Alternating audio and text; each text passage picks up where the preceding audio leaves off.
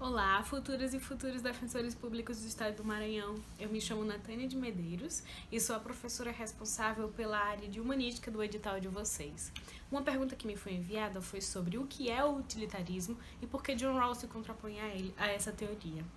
Ele formula toda a sua obra, Uma Teoria da Justiça, na segunda metade do século XX, e ele tenta formular uma teoria forte capaz de combater os princípios utilitaristas que estavam muito vigentes à sua época. Ele diz que a teoria utilitarista e intuicionista são os principais problemas da proteção dos direitos individuais, porque elas sempre buscam, tradicionalmente elaborando um conceito sobre o utilitarismo, é de que, hedonisticamente, ela visaria um bem à maior quantidade de pessoas. Ela busca felicidade para a maior quantidade de pessoas, ou seja, ela seria majoritária, buscando, ainda que alguns indivíduos sofram, percam direitos com esses bens, com esses bens majoritariamente estabelecidos, o bem seria alcançado porque ele seria para a maior quantidade de pessoas, ainda que alguns poucos sofram. E ele diz que, logo no início do seu primeiro capítulo da obra Uma Teoria da Justiça, de que direito individual de nenhuma pessoa pode ser infringido em função do bem da maioria. O bem da maioria não pode ser conquistado se ao menos uma dessas pessoas perdem os seus direitos em função delas. Essa pergunta foi muito importante porque, para compreender a teoria de John Rawls, principalmente na obra Uma Teoria da Justiça, é necessário compreender o que é esse utilitarismo que estava tão vigente na época da escrita dessa obra. Porque a teoria de John Rawls vai pressupor todas as discussões na área da filosofia política acerca da justiça.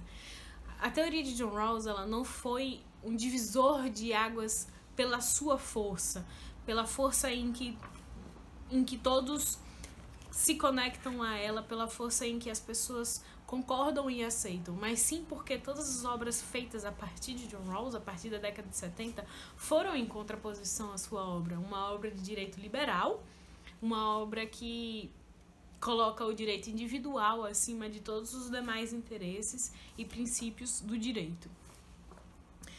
O utilitarismo, ele se aplicaria para John Rawls a estrutura básica. Ela não se apropriaria somente de uma moral, mas sim a estrutura básica, em que há a divisão de rendas e riquezas, há a distribuição de renda e riqueza com a finalidade de propor um maior bem para a maior quantidade de população, para a maior quantidade de pessoas daquela população. E ele vai totalmente contra isso porque os princípios eles devem ser formulados de modo a preservar os interesses individuais dos cidadãos. Os princípios eles vão ser formulados de uma maneira democrática, de uma maneira beligerante, em que todos irão decidir sobre quais seriam os princípios de justiça, de modo que isso seja publicamente estabelecido e que os indivíduos eles possam concluir com seus projetos de bem de vida na sociedade, em que os princípios eles seriam públicos, não seriam na finalidade de dar o bem para a maior quantidade de pessoas, não.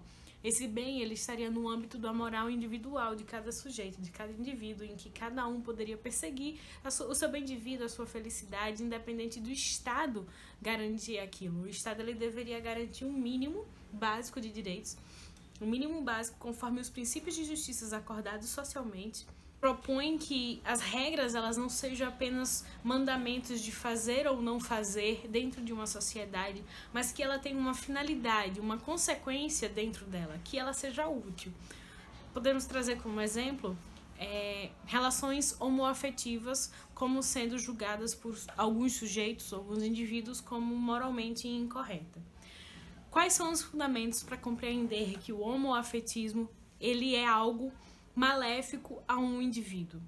Quem é que estaria sendo prejudicado por condutas homoafetivas de alguns sujeitos?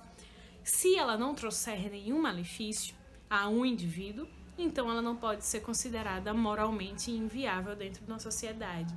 Ela poderia ser considerada como um princípio utilitarista moralmente correto, porque traria benefício a maior quantidade de sujeitos, já que ninguém está sendo prejudicado e alguns indivíduos eles poderiam cumprir com as suas vontades de bem e de felicidade individual, amando um indivíduo do mesmo sexo. Então, essas balizas morais, elas poderiam ser contrapostas dentro do utilitarismo, tendo em vista suas consequências. Se ela tem uma finalidade maléfica ou se ela tem uma finalidade benéfica. Se maléfica e se justificável, então ela não poderia ser uma conduta moral fortemente justificável dentro do utilitarismo. Entretanto, existem conflitos morais que não dá para ficar no âmbito da discussão sobre malefícios ou benefícios quando contrapostos em uma sociedade de maneira ampla, em uma discussão ampla. Essas consequências morais dentro do utilitarismo, como diria Rawls, elas são intuicionistas, porque só se aplicam a questões específicas de problemas de princípios específicos. Você não poderia utilizar eles de uma maneira ampla, de uma maneira a dar conta de todos os casos, da maioria dos casos. É por isso que esses princípios utilitaristas, eles tenderiam a deixar de lado a vontade das minorias para sempre proporcionar o que seria melhor para a população, ainda que muitos percam em seus interesses de bem de vida, em conquista de felicidade individual, em favor do bem e da felicidade da grande maioria da população. É por isso que John Rawls propõe que o utilitarismo ele seria uma teoria para afirmar o que é o correto, dado em função da maximização dos bens e da redistribuição e realocação das riquezas conquistadas a partir da vontade da maioria. A vontade da maioria são princípios da teoria clássica do contrato social que ele vai resgatar tanto em Kant quanto em Rousseau para fundamentar princípios e liberdades, deveres e liberdades individuais dos sujeitos, em que o Estado ele deveria garantir um mínimo de liberdade e mínimo de princípios para que todos os indivíduos possam conquistar o seu bem de vida, os seus interesses, a sua felicidade. John Rawls, então, irá pensar uma teoria normativista, ou seja, de dever ser, a partir da seguinte pergunta: qual seria o principal papel da justiça? Ele irá repensar rearranjos sociais, distribuição de riqueza e renda e qual seria o principal papel do Estado. Pensando que a sociedade ela não teria conhecimento de qual seria a sua posição inicial, pensando abstratamente, um exercício filosófico sobre os seus interesses dentro de uma sociedade, ou seja, pensando a partir de um sujeito individual que tem interesse no seu bem-estar, na sua vida, na sua felicidade, na felicidade dos seus descendentes, como dentro de uma sociedade tão plural e tão divergente, poderia fazer valer os seus interesses e ainda assim estar de acordo com os interesses das demais pessoas. Como é que a gente poderia estabelecer princípios que viessem a suprir a necessidade básica de distribuição e renda da população, ainda assim de uma maneira a evitar injustiças, mas de proporcionar um bem às pessoas para que elas possam cumprir com seus interesses individuais, vontades individuais e perseguir a sua felicidade, independente dos fatores estatais, independente das imposições estatais de liberdade e de direitos. O Estado ele deve proporcionar o básico de liberdades e direitos, deve garantir a liberdade e direitos dessa população, mas ainda assim não deveria entrar em aspectos individuais sobre bens de vida, sobre modos de vida, sobre interesses de perseguir a felicidade individual.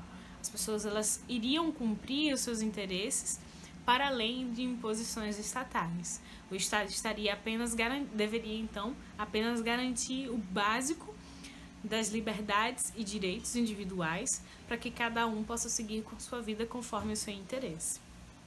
A partir da obra de John Rawls, serão criadas tantas outras obras que irão contrapor a obra de John Rawls, como princípios de justiça, como princípios eficazes de direitos e interesses individuais, não somente tendo em vista direitos universais, mas também pensando em princípios locais e em princípios comunitaristas.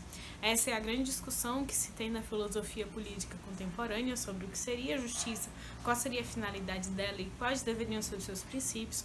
E a obra de John Rawls é um verdadeiro divisor de águas entre liberdades e garantias individuais e vontades da maioria.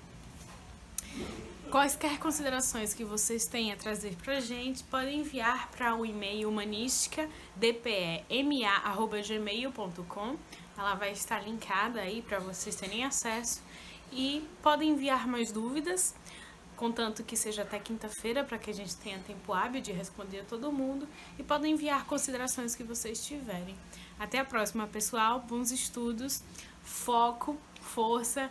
Vocês estão bem pertinhos de conquistarem o sonho de vocês.